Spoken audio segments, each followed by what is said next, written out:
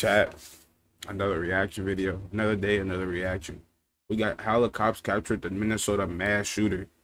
I ain't gonna lie, I heard nothing about this, surprisingly. Or at least I don't remember it, because it clearly says November 29th, 2020. So it's just like right after Thanksgiving on some shit. But let's get into shit. Shout out Dr. Insanity for the video.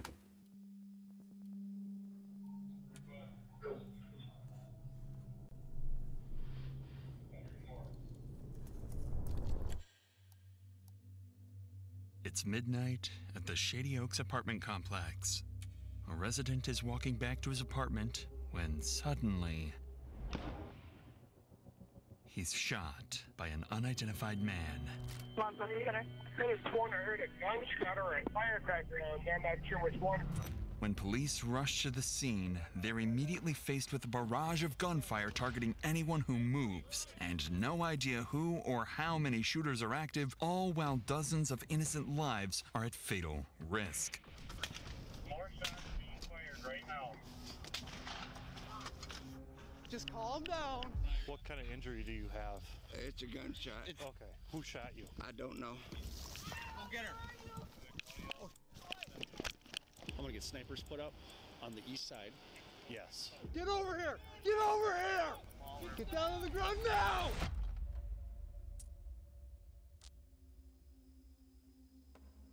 I'll turn this down. At approximately 2:17 a.m. on that Sunday night, officers receive reports of gunshots near Shady Oaks apartment complex. Minutes later, around 2:20 a.m., first responder officer Cody Needham approaches the scene to investigate. Little does he know, the gunshot reports were part of a trap set by the shooters, and he was driving straight into it.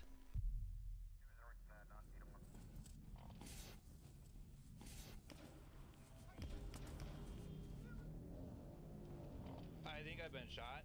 Moments after entering the parking lot, Officer Needham is struck by a bullet as multiple shots rang out and immediately radios nearby officers for backup. I'm going to the hospital. Dispatch, let ER know I'm coming.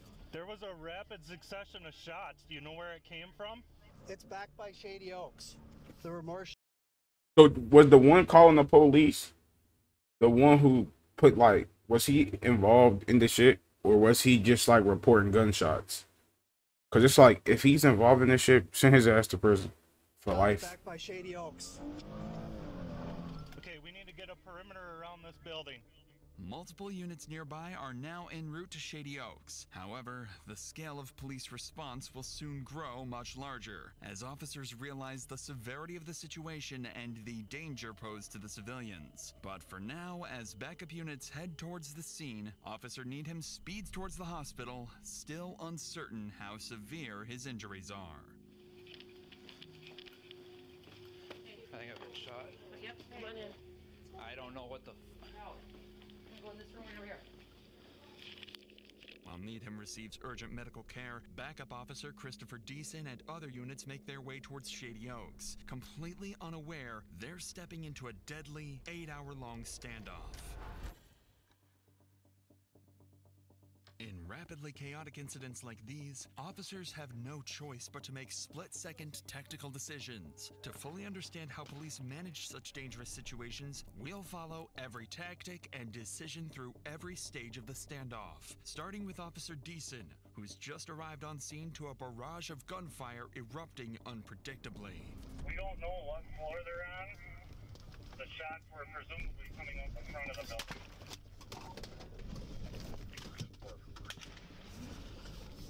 More shots being fired right now.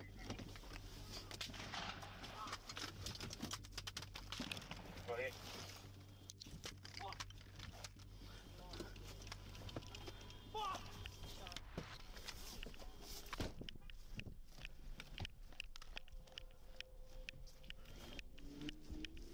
You being shot at?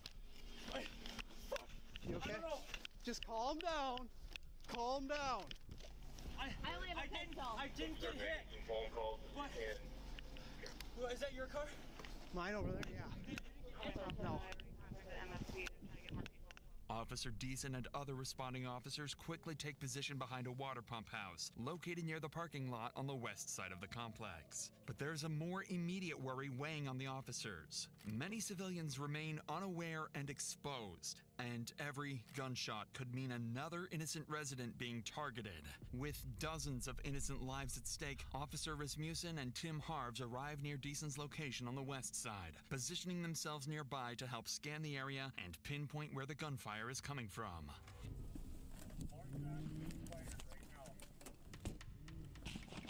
306, 2400 start, everybody.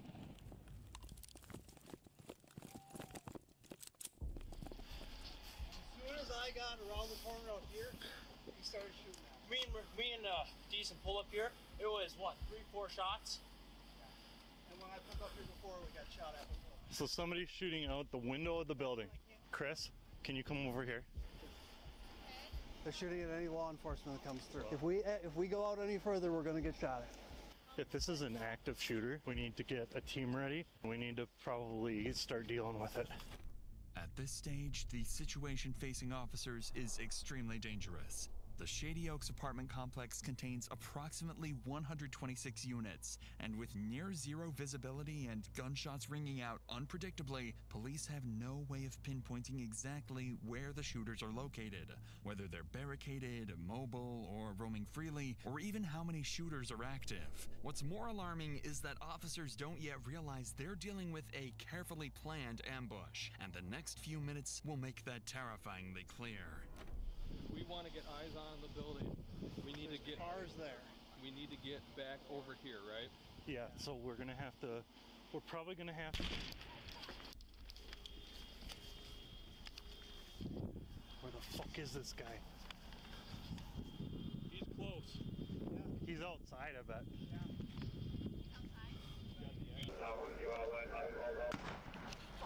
Okay. He's running across! You see him? Yeah, watch it. He's running. Where? Where is he running to? North or He south? ran that way, he ran that direction. Somebody Running ran. south. I don't know if you got shot at or what, but someone just ran across the back lot. He's running. Towards the back lot. To the south. I don't know if it was him or someone that got shot at. Correct, they ran out here in that direction. Did you not see No, they're behind the trees here. Other side of the trees. What? Is that, you think that's a high-powered rifle? Something high. Just calm down. Do not bowl me over. Shot at this house. It's coming from the front of the building. It impacted the road on the Middle 4th. One of the shots officers just heard was aimed at a resident who stepped outside the building, completely unaware of the active threat. He was struck and immediately ran away. With danger escalating and officers still unsure how many shooters they're dealing with, or even where the next shot might come from, their immediate focus shifts to two critical priorities. First, identify and engage the source of the gunfire. Second, secure the perimeter and evacuate civilians inside and outside the building to prevent further casualties. However, officers still don't have a key to access the building from any side, adding a major complication to their plan. So, to move forward, Officer Deason and Harves formulate a tactical plan. One group remains in position, carefully engaging and distracting the shooters to pinpoint their exact locations and number. Meanwhile, a second group cautiously moves around the perimeter, evacuating civilians from areas exposed to gunfire. It's important to understand that incidents like these are not only traumatic for the officers working them. These niggas is finna. Never mind. But they can often have the same effect on people simply watching these videos behind a screen, just like you. If you have ever felt that you need help with mental health, you should know there are always people you can reach out to. Before I started this channel, I struggled with anxiety. We're pro mental health, but as y'all know my saying, when niggas do these promos in their videos, no free promos. But hey, you feel me? What he said, you go get your mental health checked out, all that good stuff. Go ahead. The evacuation team is about to spread out and begin sweeping the west side of the perimeter. With the shooter's identities still unknown, they have to treat everyone they encounter as a potential threat. Come here. Hey, come here. You have a key fob to the building? Yes, sir. Okay. Are you okay? Yeah, motherfucker was shooting me. He was shooting me. I took out the sidewalk and said, "Oh, you're those kids that live for Christ's sake and bread." Say something. I heard it. I was standing in my kitchen doing it. Here, go back to your car. Now. It's the second floor. So you think it's the second floor? I'm pretty sure it's the second floor on the far side. Okay. Go back to your car. Stay in there, okay? Officer Rasmussen manages to clear this first encounter with a resident safely. But as he moves further into the parking lot, he spots someone he believes might be one of the shooters.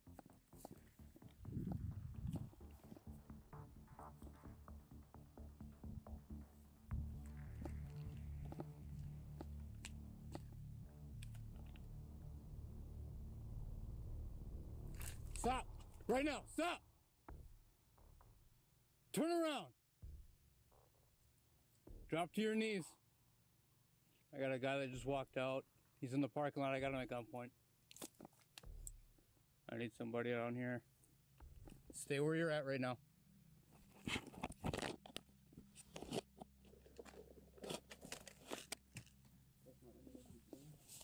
Okay, we got somebody shooting from your building right now. Okay. Okay.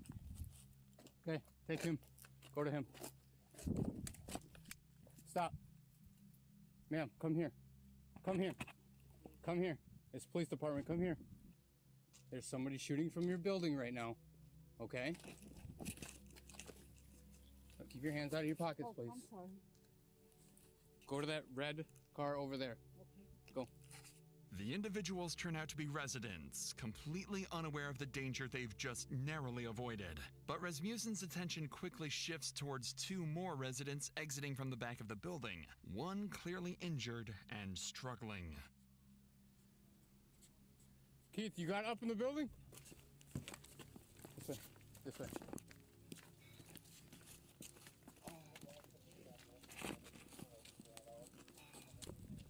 Okay, come on.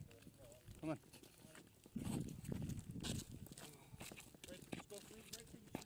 Okay, right here. Now, I handed my phone off, so I have no way back. Okay, well, you're not going back in anyway, so you're fine. Are you hurt at all, sir? Or just the one? Just me. Okay.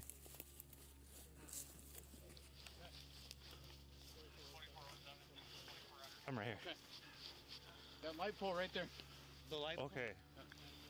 What kind of injury do you have? It's a gunshot. Okay. Who shot you? I don't know. I come out that door we just came out of, was facing that way, and that's when I got shot. Okay. Come right over here, sir. Just hop right into the back seat on that side. One of the civilians encountered by police is Shady Oaks resident Daniel Thorpe, the same person officers spotted running away earlier after being targeted by gunfire. Daniel is now the second confirmed victim following Officer Cody Needham. Unfortunately, they won't be the only casualties as the night continues. Oh shit. She has been hit. Get over here! Get over here! Get down on the ground now!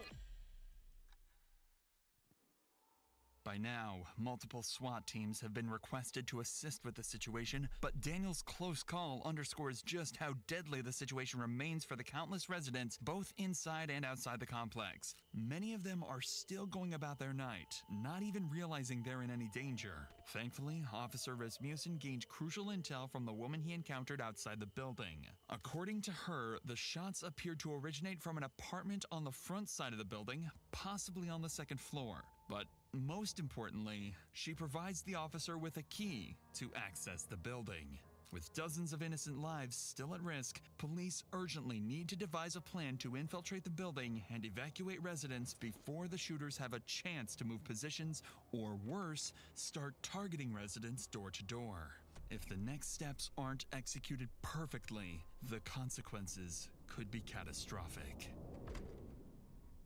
With this in mind, Officer Tim Harves repositions to a parking lot near Giant Wash Skyline Express just southeast of Shady Oaks to meet with command, await incoming SWAT teams, and strategize their next move.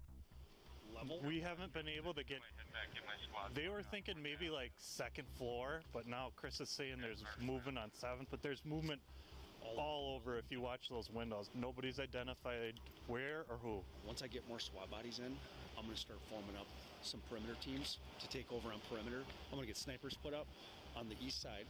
Yes, yeah. So that they can kind of get all the eyes on. shots have been coming from the front of the building. By this stage, police have gained important but conflicting information about the shooters. Witnesses indicate activity on the 2nd floor at the front of the building, yet Officer Deason's group has reported suspicious movement higher up, possibly as high as the 7th floor. With these conflicting reports, the situation remains risky and unpredictable. So, to gain some control, multi-jurisdictional SWAT teams are now en route to help secure the building's perimeter, deploy snipers, and infiltrate the complex to evacuate civilians trapped inside. In the meantime, Officer Christopher Deason and his group continue to hold a critical position at the west end, actively scanning the building to pinpoint how many shooters they were dealing with and their locations. Shots fired, shots fired. Yep.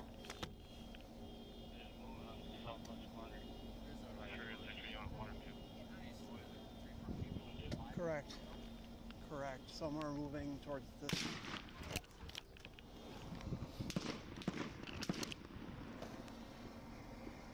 That did hit across the street, right across the street from me. I wonder the dumbasses who did this shit, right? I'm like, what was y'all goal? What the fuck was y'all getting out of this? Like, y'all just woke up one day, was talking about it for a day, and was like, here, let's just go shoot at the police. There's only one way you're getting out of this. 9 times out of 10, you're gonna be dead, right? That one time, you're gonna get arrested, you're gonna get sentenced to under the prison life. Like, bro. Sounds like birdshot. While Officer Deason's team continues to hold their position on the west side, a critical oversight is exposed in the perimeter setup. Road closures intended to prevent civilian traffic from entering the active shooting zone weren't established quickly enough, allowing unaware drivers to slip through. This major flaw is about to lead to disastrous consequences. What? Oh. Well, you don't go out there. Go! Go! Get out!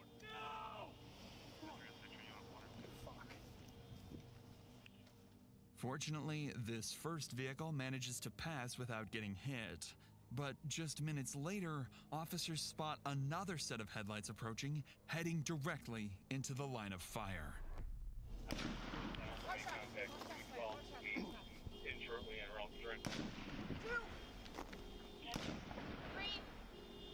Shots fired, shots fired. Shots fired. No. Correct. Maybe. They're not hitting directly at us. I'm not understanding this. Vehicle coming northbound on 4th. Officers quickly realized the rapid succession of shots was not directed at them, but at a civilian vehicle passing by the front of Shady Oaks. After being hit, the driver continues forward, eventually stopping on the west side, still within the active firing zone, but close to where officers are positioned. That's when they hear the driver's disturbing screams. Get over here! We might have somebody that actually just got you. Oh shit.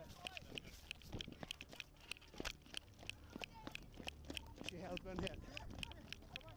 I know, come on. Let's go. Motherfucker, I should have known. Do you have a tourniquet on you? Yeah. Okay. I think it's just through and through. Shine your light. How's my girlfriend? Yeah, we can't get up there right now. We cannot get up there right now. The injured driver was struck in the leg and is rapidly losing blood. Officers quickly apply a tourniquet to control the bleeding and stabilize him until he can be transported to the hospital. But before they can even catch their breath, another serious problem appears. Other residents and civilians continue to pass close to the active firing zone, oblivious to the lethal danger surrounding them. That's when Officer Deason spots something alarming. Someone riding on a bicycle is suddenly seen riding straight through the active firing zone, heading directly towards officers. This guy is leaning on a bike right now. You can stop that guy on the bike. Get your hands up. Get over here. Get over here. Get down on the ground. Get down on the ground now. I am. What the fuck? We got people shooting out of that building at us. Shit. We don't know if it's you yet. No, sir. We don't know that yet. Okay. We got him proned out right here. We're checking him. I didn't hear no gunshot. Are you kidding? You guys scared the fuck out of me. How do you think we feel? Well, I didn't know there was people shooting each other. What's happening over there? Get him to crawl over here. What's happening over there? Get over here. Okay, crawl. Crawl over here. Come up by the building here where you're safe. All right, put your hands down again. We just had somebody get shot out in the street from here. You have anything on you? No, sir. Can you take the bags gotta off see me, this. please, so you can look at? You can search me if you take the bags off. This bag just has a hammer and some tools. Okay, it's not him, obviously. Stay down. Okay, it's obviously not him. Okay, why don't you come up here, sir? Why that shit feel like an intense ass movie? Like I can't even commentate on the video because this shit's too intense. Like, and I don't even know half the shit that's going on. So like, I can't even give my opinion in peace on it yet. Come up by the building where you're safe. Okay, now you hear what we're dealing with? Thankfully, officers quickly determined the biker was not a threat, managing to pull him to safety before he was harmed. Immediately afterwards, police units quickly finished establishing roadblocks around the complex, finally preventing further civilians from entering the danger zone. With no targets in sight, the shooting abruptly stops. This brief pause gives officers an opportunity to reassess their positions as they wait for SWAT support, unaware of the violent escalation just hours away.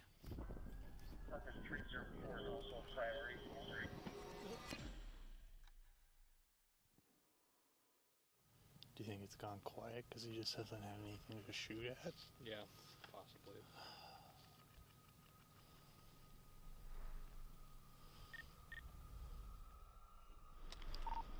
Keep them at a staging point, Keith. We have an armored vehicle on scene here. We'll be sending over, I believe.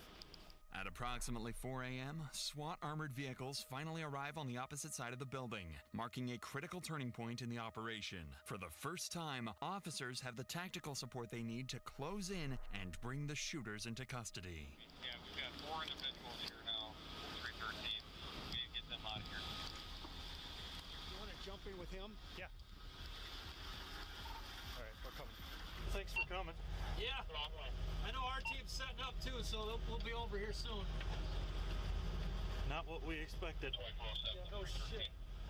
With SWAT Yeah, teams no now shit. on scene, a sniper unit quickly moves into position on the east side of the Shady Oaks complex, giving officers critical visibility. At the same time, entry teams on the west side prepare for their next move. It's finally time to move inside the building.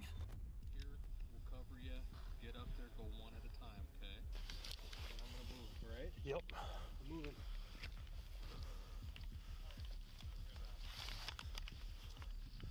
We're by the dumpster where you were. What's your 20?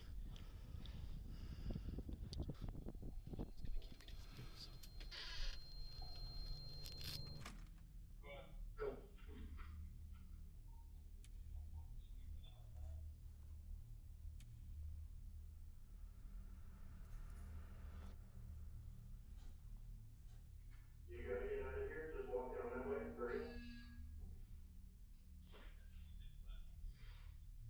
After carefully evacuating ground floor residents over the next 2 hours, SWAT teams successfully secure the lower levels, ensuring the shooters have no path to escape.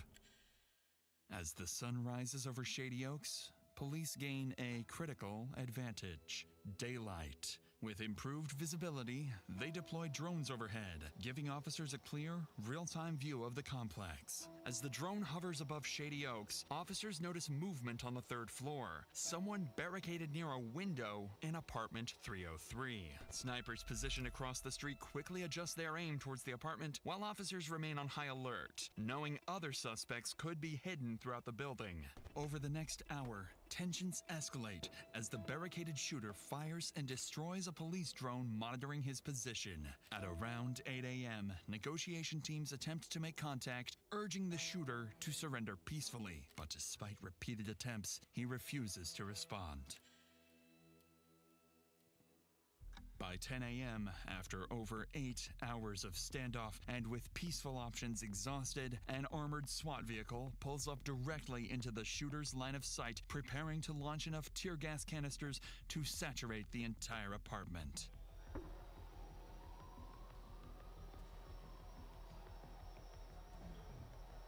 Moments after the gas enters the apartment, the barricaded suspect moves to the window. For the first time, officers see his face. It's a young man, barely out of his teens, armed and ready to fire back. Following the shooter's reaction, a single, carefully aimed sniper shot shatters the apartment window, sending shards of glass directly into the shooter's forehead. Moments later, he appears from the window holding a towel to his face, clearly weakened and disoriented. A SWAT team immediately rushes to apartment 303 to apprehend the shooter.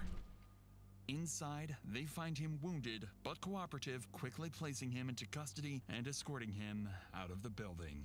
Parkers 304 is also priority. For our sheriff did for. Double check them. 45 minutes in the freezing ramp.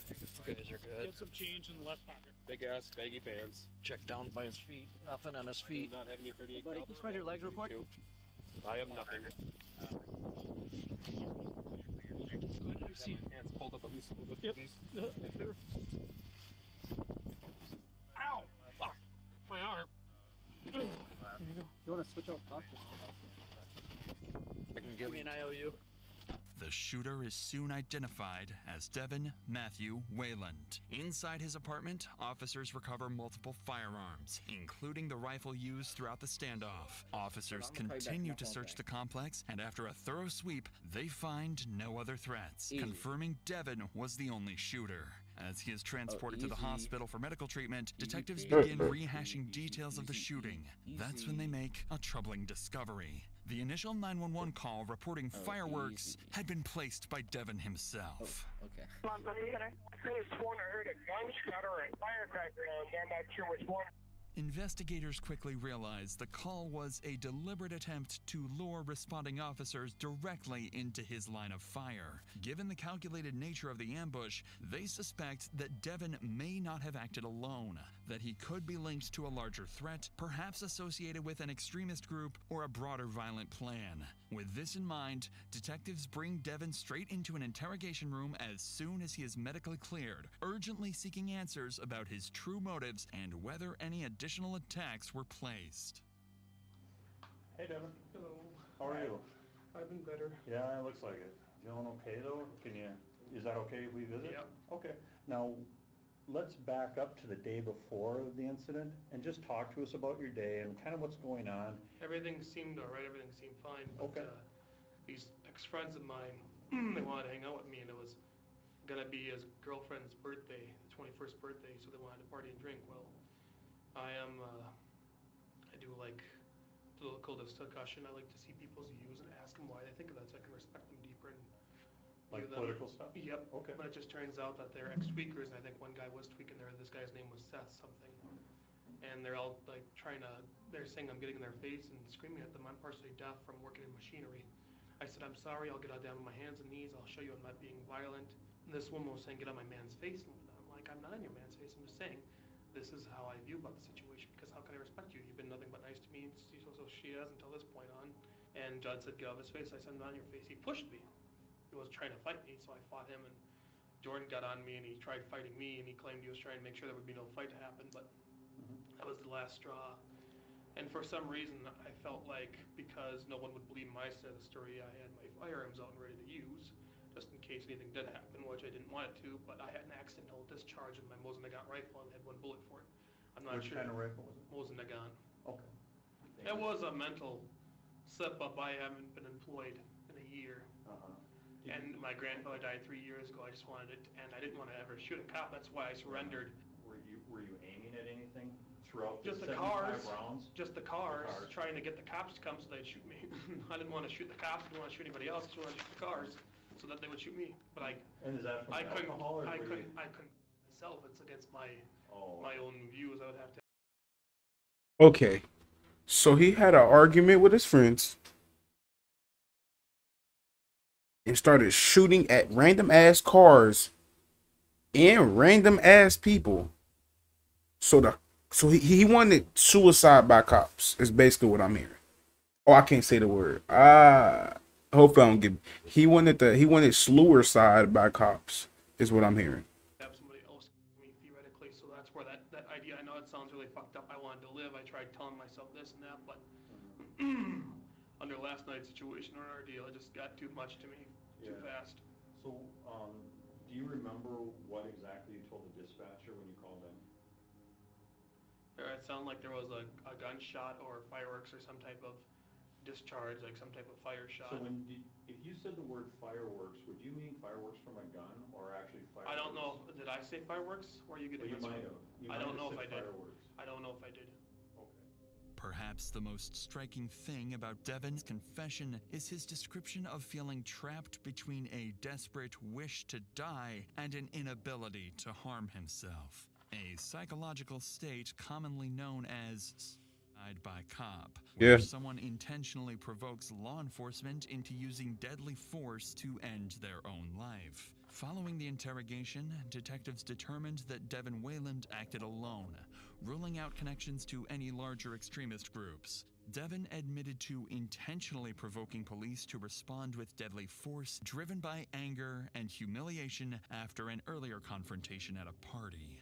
Thankfully, the 3 victims wounded in the shooting, including Officer Cody Needham, would ultimately recover from their physical injuries. When Devin's case reached trial, Minnesota's Court of Appeals rejected the argument that his actions were solely driven by suicidal intent. Although Devin claimed that provoking police into shooting him was his primary goal, the court found his broader actions of repeatedly firing at officers and civilians to clearly indicate a deliberate intention to kill or seriously injure others. Devin's defense team argued that severe mental health issues were primarily responsible for his violent rampage, but the jury was... This guy actually looks like the white version of Mafia. Just a round bowling ball head with little hair. Was unconvinced, finding Devin guilty of 3 counts of first-degree Nah, but okay, attempted murder and 3 counts of second-degree assault. He was sentenced to 50 years in prison. Yeah, honestly, that shit was fucking mind-boggling, bro. How you shoot at people, and yeah, you should have just at that point you stand outside and you shoot at the air, or you shoot at the house that they're next to. You don't sit in your fucking room and shoot at people. You're sitting behind protection, so in some way, shape, or form, you didn't want to die. But yeah, links in the bio. Lock in.